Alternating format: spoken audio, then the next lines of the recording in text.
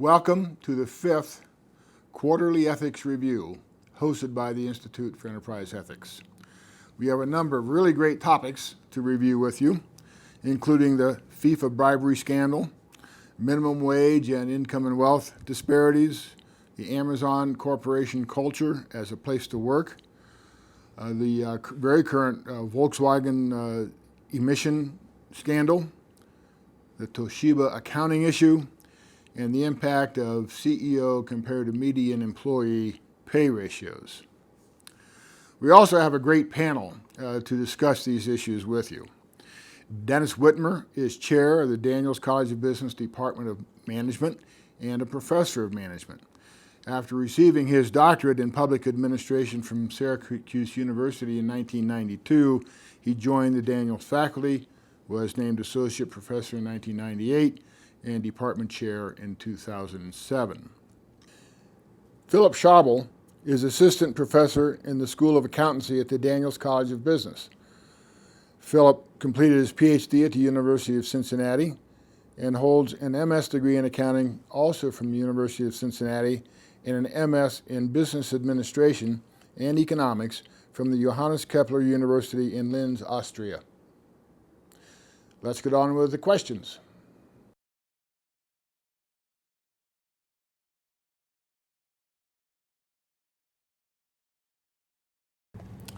Dennis, the issue of income and wealth disparity has been on the front pages for quite some time. It's been a fact for even longer. Recently, though, we've seen some progress, some would call it progress, some not, changes in minimum wage legislation, and we've even seen some well-known Wall Street capitalists weigh in on this issue in a very positive way about doing something about it. So where are we on this issue, and kind of what direction are we heading, you think? Well, interesting that you should ask, Dan, because my summer reading consisted of two books. This tome by a French economist, Thomas Piketty, called Capital in the 21st Century, and the other, The Spirit Level, Why Greater Equality Makes Societies Stronger, by two epidemiologists from the UK, and its subtitle is Why Greater Equality Makes Society Stronger, a real key.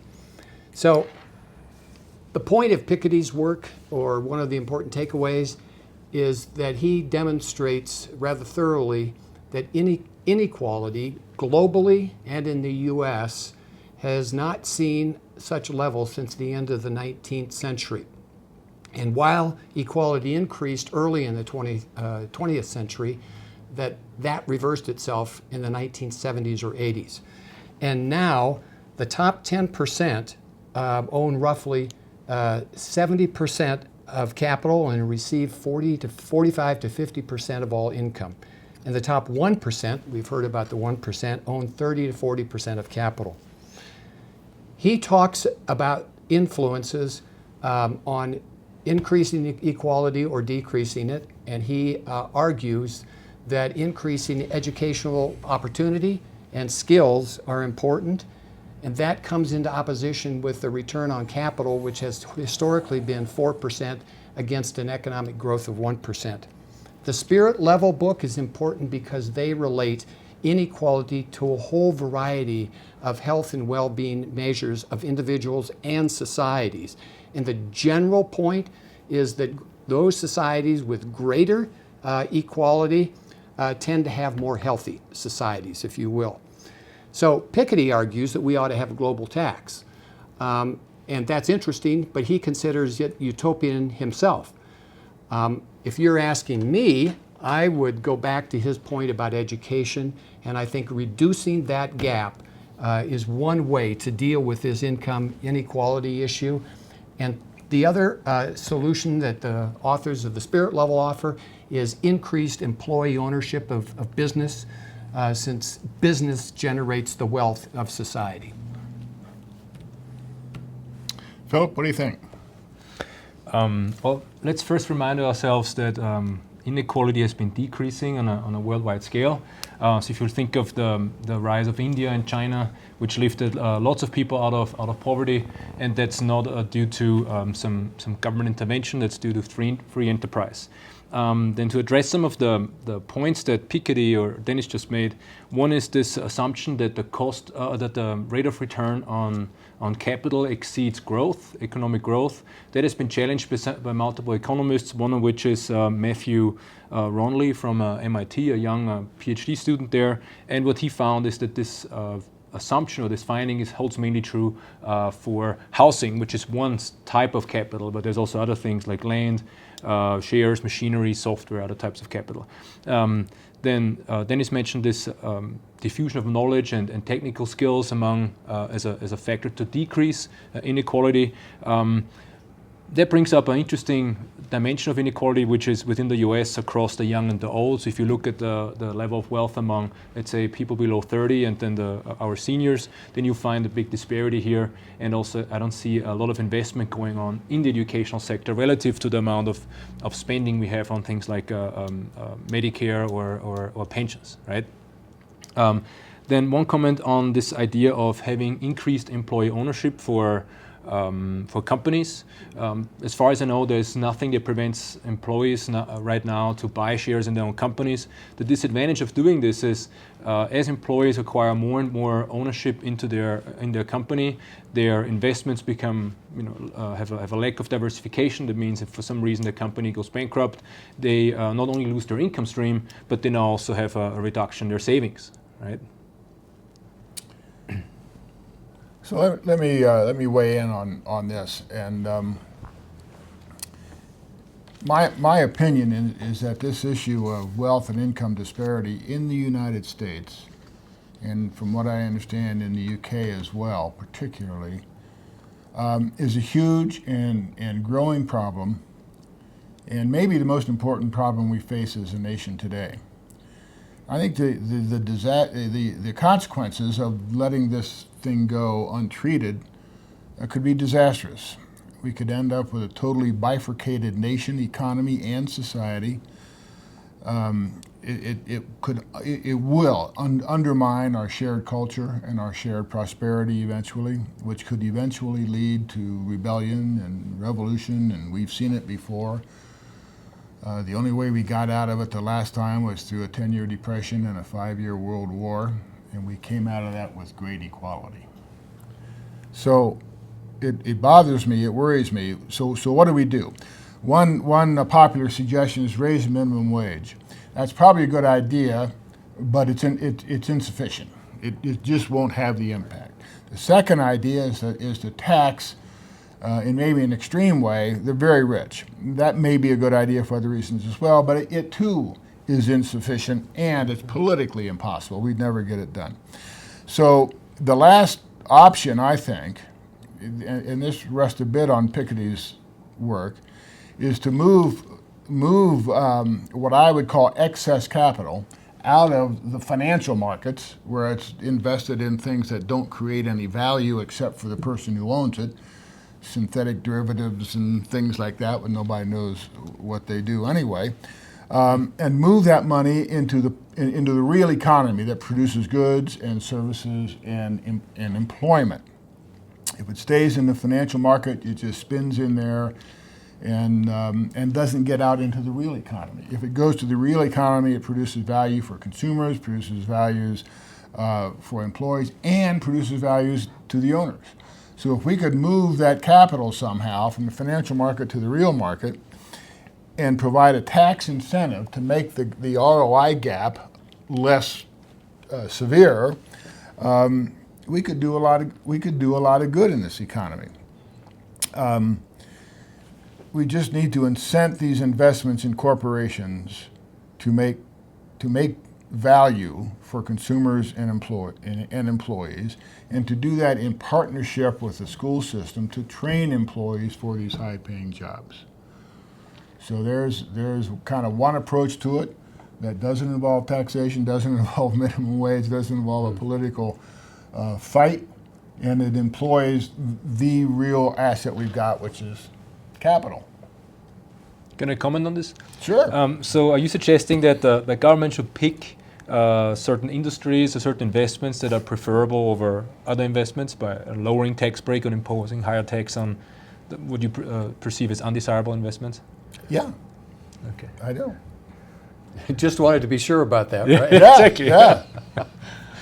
Pick the winner. Exactly. Right? Yeah. Dennis, anything further you want to add?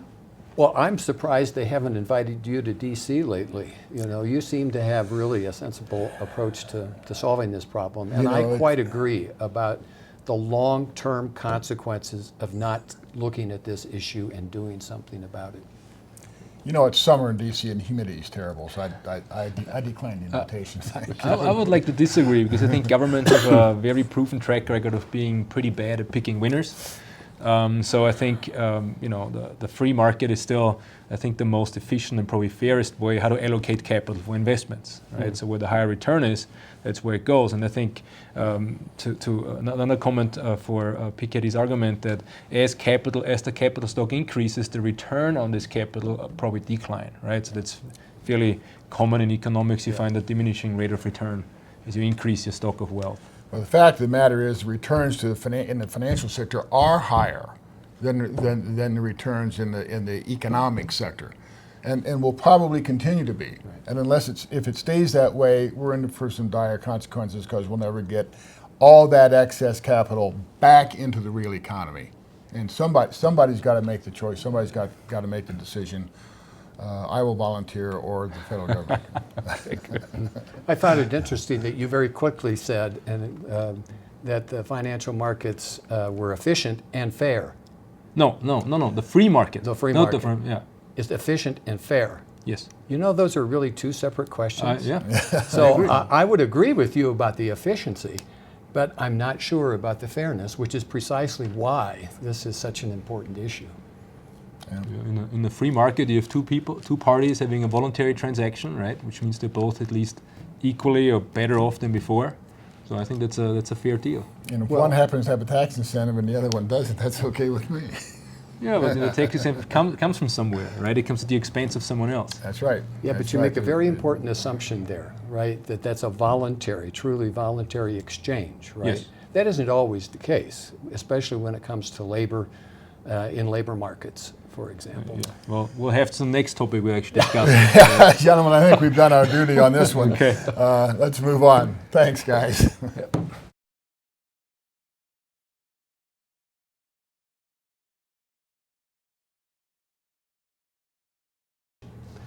So, Philip, I assume you saw the New York Times expose about Amazon. It highlights what appears to be a brutal, if not inhumane, culture. In one instance, after surgery, the employee's manager said, and I quote, "I'm sorry, the work has still got to be done. From where you are in life, trying to start a family, I don't know if this is the right place for you." So, what do you think about what seems to be going on at Amazon? What are your thoughts? And is this a sustainable culture in business? Okay, thanks, Dennis. So I think when you look at Amazon, look at their recruiting website, right, and the material, they don't make a secret that this is a culture that prizes customer obsession. It's one of the first leadership principle they have. And obsession is a pretty strong word, right? So if you talk about obsession about the customer, they expect very high effort, high commitment, 80-hour work weeks, as was described in the article. And I think. Also, when you look at the statements from the HR people, so I quote Susan Harker, she's one of the top recruiters at Amazon. She said that this is a company that strives to do really big, innovative, groundbreaking things, and those things aren't easy. So I think it's any employee who wants to work for Amazon should expect a certain level. So when you read through the article and other articles, employees speak of the punishing work culture, the lack of a work-life balance, but they also speak about the thrilling power to create. Some speak they get addicted to this feeling or to the atmosphere at Amazon. So here, for instance, one employee said, working at Amazon is like a drug that one could get self-worth from. I think all this together shows that despite the bruising work culture or the high level of commitment requested by the employees, shows that Amazon seems to give its employees something they desire a lot more than a cushy work environment with 40-hour weeks and plenty of time for vacation. The fact that Amazon has a fairly high turnover, I think, is consistent with this type of high-powered work culture. Okay. Then this bad example you mentioned with the manager, where where an employee was penalized for having surgery. I think when you have a company with 180,000 employees and you dig long enough, you'll find one or the other the bad apple in there among the managers. And to summarize, I think it's all the people, most of the people who work for Amazon in a situation where they are voluntarily, they can choose. They all have plenty of opportunities. It was also mentioned in the New York Times expose that those that left felt they benefited, or their career benefited extremely from having worked for Amazon and having that on their resume. Do you have thoughts on this, Dan? You know, I do. First, I think it's a shame that there are people running companies, starting companies, who think that in order to build a great business, they have to have such a demanding and maybe oppressive culture. And I've seen that a lot of times. And in my view, it's just a shame that people can't be sufficiently creative to build a great company on the foundation of a great culture. Now, on the other hand, Jeff Bezos may think this culture is a great culture, and there he and I just have a value difference. I fully understand that for some young people, they may view this simply as the price for a really meaningful career, and they're willing to pay that price voluntarily. Well, I feel sorry for them because I think they're missing out on a great deal of the rest of their life. But as you said, it's their choice. I also understand that working at a place like Amazon can be the source of marvelous experience. When I was coming up, Procter & Gamble and IBM were places like that. Marvelous experience. You spend a few years, you learn you learn those kind of secrets, and you go off elsewhere. And my hope is that when they go off to elsewhere, they shed some of that skin, that culture skin that they picked up at Amazon. I also understand that there is a segment of people who really thrive on a culture of power, of politics, of competition, of abuse. Then they love it. And so for them, this is like nirvana. Greatest place they'd ever worked. Well, good, because that Amazon keeps them from kind of getting in the way of other good businesses, of making them toxic. So, we've still got some time to go before we see whether this is a sustainable practice. Time will tell. I know that Jack Welch, even before he left GE, came to the realization that he should stop the performance reviews that were kind of calling the herd, which Amazon is one of the few companies still doing. So we shall see.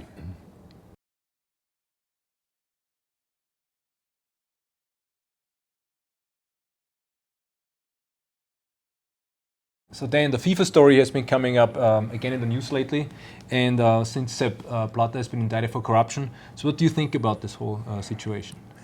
Well, let me quote a good friend of mine, Bill George, who's professor at Harvard in the leadership program there, former CEO of Medtronic and other places, on his blog.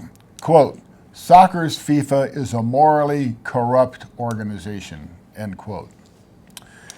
And we all know there's been suspicions and rumors about FIFA and all the money that floats around the soccer business around the world for years. Well, we finally got some real facts, at least alleged facts, put it this way. And that is, at current count, about $150 million of bribes and kickbacks and other under-the-table payments involving at least 14 FIFA executives, very senior FIFA executives, going on over a 24-year period. So this isn't just a kind of a splash in the bucket. Last May 27th, Swiss officials, in a pre-dawn raid of a 5-star Zurich hotel, arrested these 14 executives. They were there for a FIFA meeting. Sepp Blatter, the president of FIFA, said, quote, "I cannot monitor everyone," end quote, so it wasn't my fault. He was re-elected for another 5-year term the next day. Later, in fact, just recently, he was indicted in Switzerland for, quote, "payments unfavorable to FIFA." That's got to be a very European way of saying what really happened. And also for, quote, "disloyal payments to another FIFA executive." So, clear there's money floating around this organization with no accountability whatsoever. My question is, how in the world does this happen for a very, very well-known and very, very powerful organization, even though it is a non-profit, apparently charitable organization? I think I know where the charity goes. It's a well-known organization. It involves lots of people. There are big dollars involved from big companies and big cities, and it's gone on so long. How can this happen? Well, I think there are 4 kind of enabling factors to this. One is it exists in a favorable social economic culture where business is done to a very large degree by doing favors for friends. And these 14 people and others were really good friends and had been good friends for a long, long time. Secondly, it's a private, quote, nonprofit organization with no independent governance. There's no board that oversees this that's independent. Third enabling factor, long terms of service. This is the original good old boys. Tight group, mutual secrecy, doing favors for each other all the time. Favors for friends. And fourth, it's involved in a market, the global, the international soccer business that accounts for that has huge unaccounted for cash flows throughout the industry. So what can be done about this? I mean, there's people going to jail and there's going to be long investigations, but I think there's 2 things.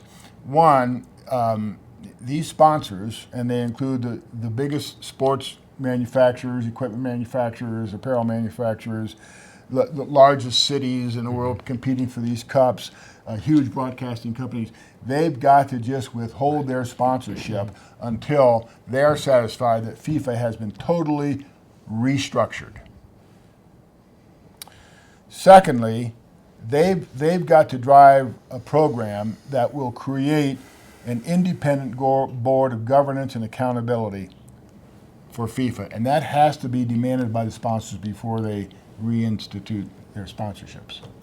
So that's what I think about it, Philip. I have one thing to add here, Dan, and one is when you think of FIFA as a charitable organization, as a club basically, incorporated in Switzerland, there are no owners, right? So in these organizations. And just to give you an idea of how profitable FIFA is, they had a revenue of 5.7 billion in 2014, and that led to a net result of $338 million in the same year. Now the question is, where does this go, right, when you have no owners? An also interesting fact is that FIFA consists of 209 national associations, soccer associations, and they have the voting mechanism there works 1 nation, 1 vote, right? But that's limited to the soccer associations. There's no vote for representatives from sponsors, players, hosting countries, or other stakeholders involved. So I think if that would be one way how to address this issue, right? Especially from the side of the sponsors, to argue for we want to be able to vote on these decisions as well. For instance, where the next World Cup or World Championships are held. What do you think, Dennis? Well, actually, I agree very much about both of your points regarding sponsorships and the accountability mechanisms and the governance issues. As I heard you both talking, it seemed to me that this reflects a deeper global issue, and that's one around bribery. And it goes all the way back to the early 1970s, and when the U.S. at least implemented the FCPA, the Foreign Corrupt Practices Act. We were very much a leader And if there's anything optimistic about what's happened here, is that since then, most of the rest of the world has moved at least to embrace the insanity, if you will, of bribery and corruption. It just hasn't gotten to FIFA yet, unfortunately. But I do think it is a global culture of corruption and bribery that undergirds FIFA, so they are certainly not alone. And one small instance, I teach Mexican students every 2 years in a master's program, and I use a bribery case. The last time I did it, and now Mexico, by the way, has a law comparable to the FCPA. And I asked the students to decide in a scenario whether they would give a bribe or not, both in terms of whether there was a law that prohibited it and when there wasn't a law. In both cases, it was unanimous. They all said they would pay the bribe. So I'm afraid the culture of the globe hasn't caught up with us yet. You know, it's one thing to have a law, it's a whole other thing to enforce it. Yes, indeed. All right, thanks, guys.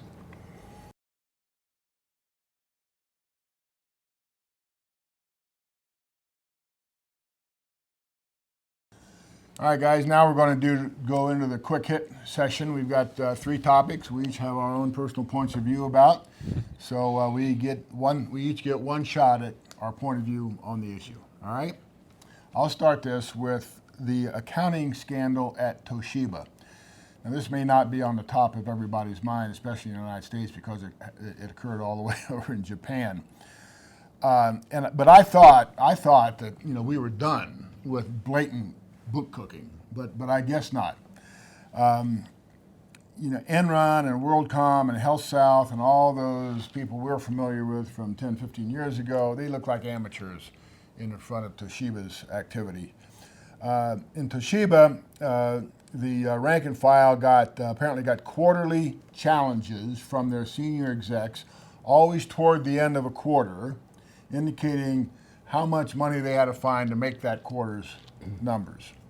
And in this organization, like many in Japan, there was a culture of obedience to your superiors. So they did what they were told. Artificial accounting adjustments totaling $1.2 billion over 7 years and across the reign of 3 different CEOs. I first have to ask, where were the auditors on this thing? In fact, I can't even find who were. I didn't look all that hard, but it wasn't in the articles who the auditors were. To me, it's just another example of kind of a malignant culture. Yeah, to add to this, I had the same question, where were the auditors? But one interesting thing I read in the articles was the reputation of Toshiba within Japan was spotless up to this point. And many pension plans heavily invested in Toshiba. So I think one thing that we saw going on here was these managers had this tension between reporting accurate numbers and letting down a lot of the investors and fellow countrymen, right? And we know in Japan the culture and loyalty is a very high value in the Japanese culture. One thing I would be interested in seeing going forward is who is held accountable for this, because penalizing the company doesn't really penalize the people who perpetrated this crime, right? It really hurts the investors, right? Current investors and future investors, and not really the managers and executives who conducted this crime.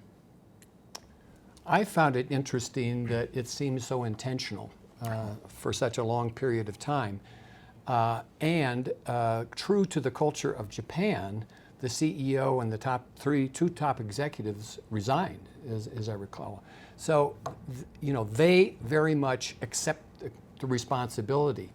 And yet this was going on in the organization. They also say that they never encouraged employees to falsify the books, and they did not directly tell subordinates to falsify the books.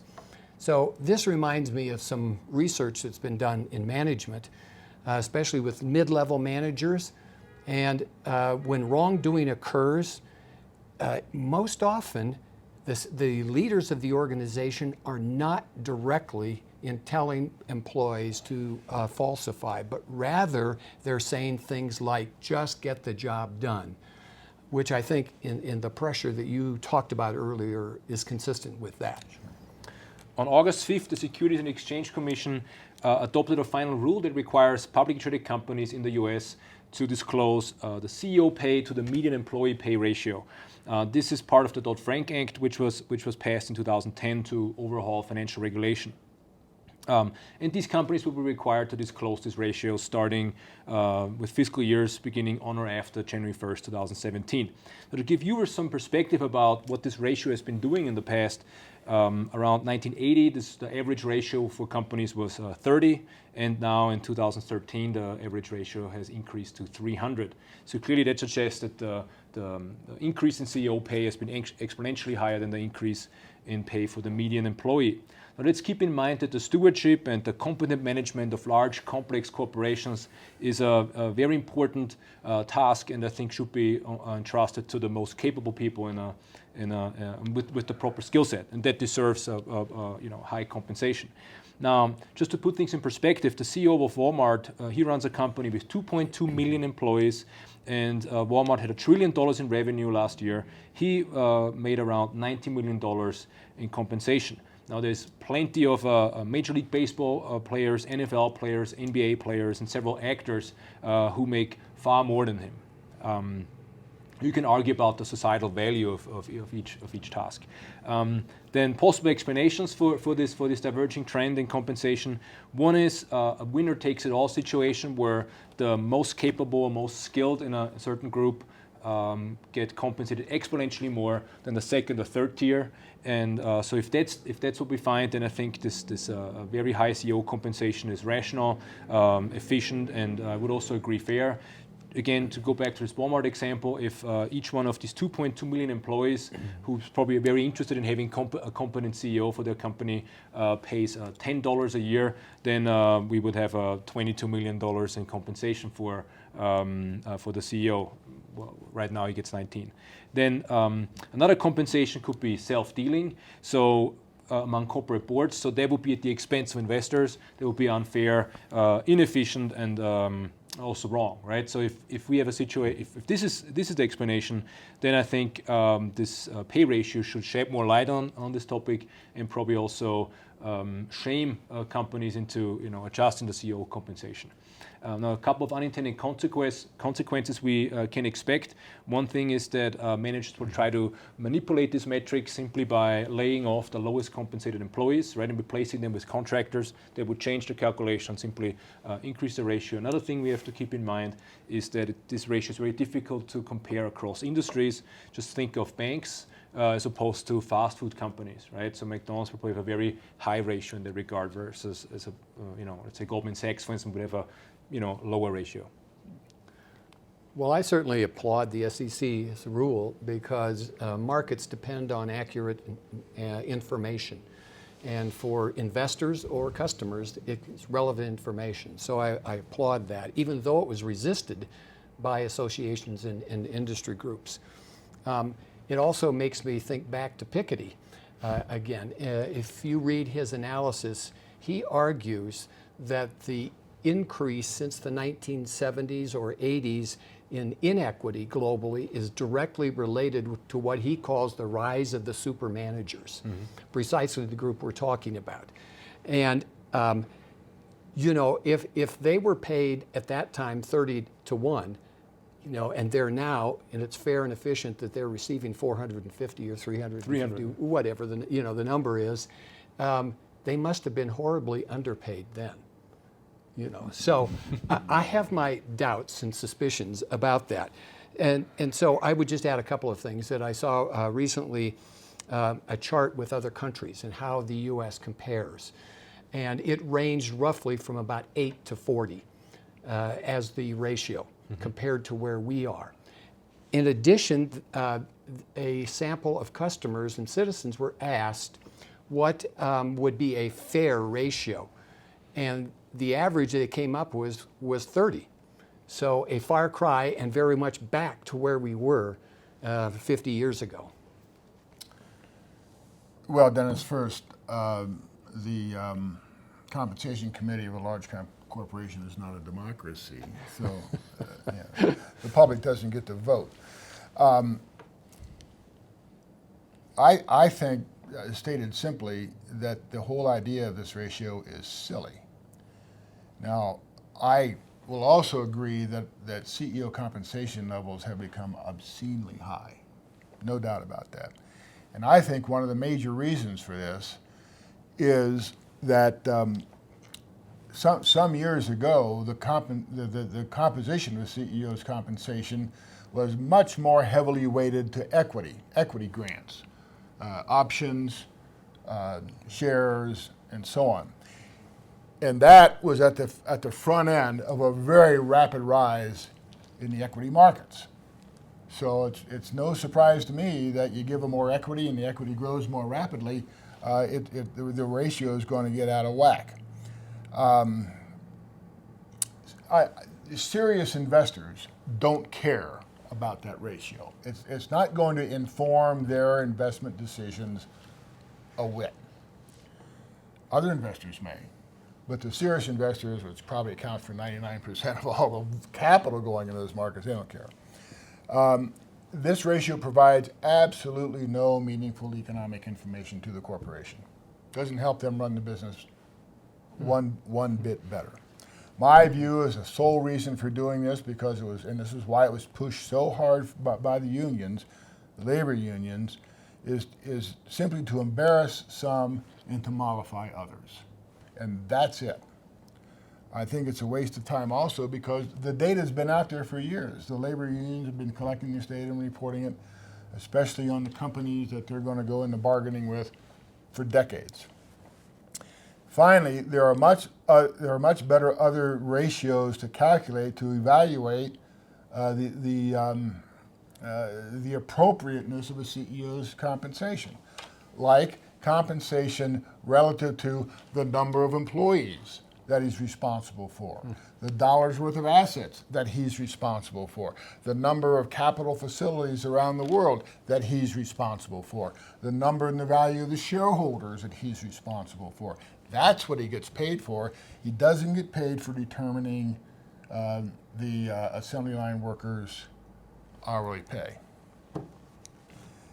So we've all been watching and reading about the adventures of the Volkswagen Group in Wolfsburg, Germany, and their valiant attempts to get their new clean diesel consistently under the U.S.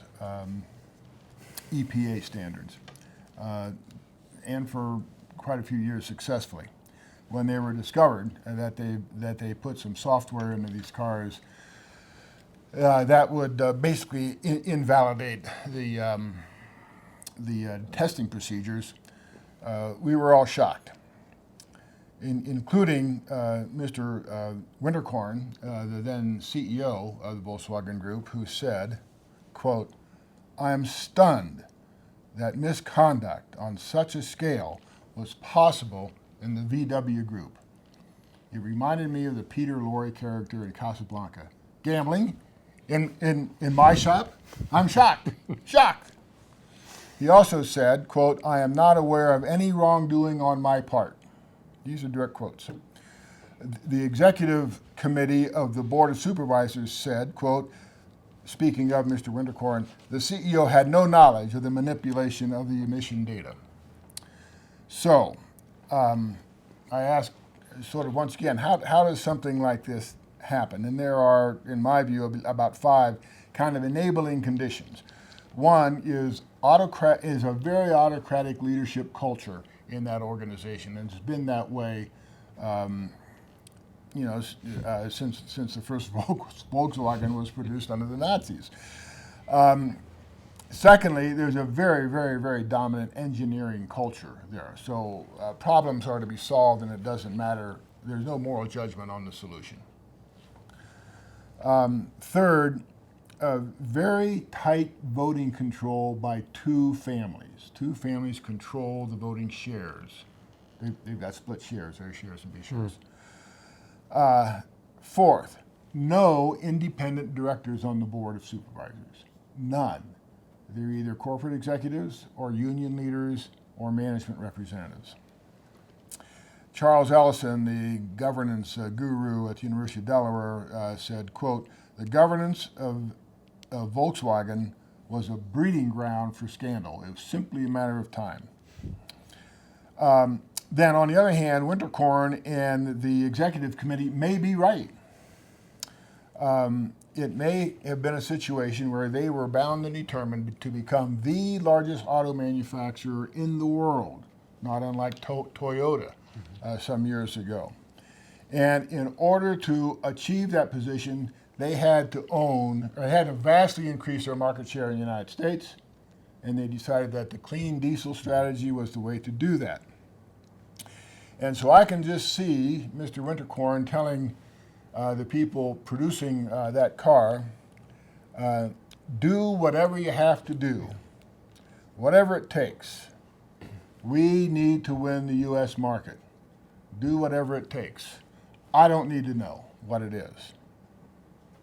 So this is a similar situation as I saw in the Walmart issue when it first came out that the Walmart representatives in Mexico were bribing Mexican officials in order to get permission to build stores. And I can just envision the strategy meeting of the board of directors when the strategy was presented to get, in response to their request for a 20% increase in our business in Mexico. Anybody who's not brain dead knows there's only one way to do that. But nobody told anybody to go bribe the officials. So, and I think it's the same thing as in the Toshiba situation. Challenge, make the quarterly numbers, do what you need to do. So I think it's another case of this kind of malignant autocratic culture having sway over everything else.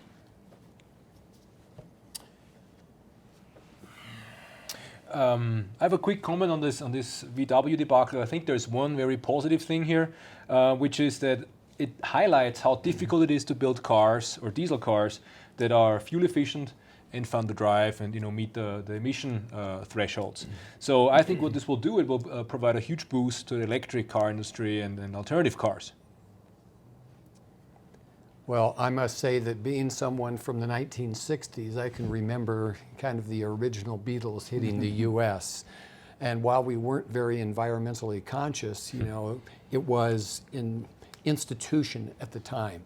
And so I was extremely stunned, as was the CEO, by what happened here. And I guess for me, it does reflect a culture that I don't have the information yet as to understand exactly how that decision making occurred. I totally agree that it looks like an autocratic culture where the message was, whatever it takes, get it done. But I'm still very curious, since this was so intentional. It's unlike the Pinto case back in Ford when they identified a flaw and how they were going to address that. This was designed. It was designed misleading information for the consumers. So I guess that's my comment. Well, I think over the next couple of months and years, we'll find out exactly what happened, and we'll see what the Volkswagen Group can do about it.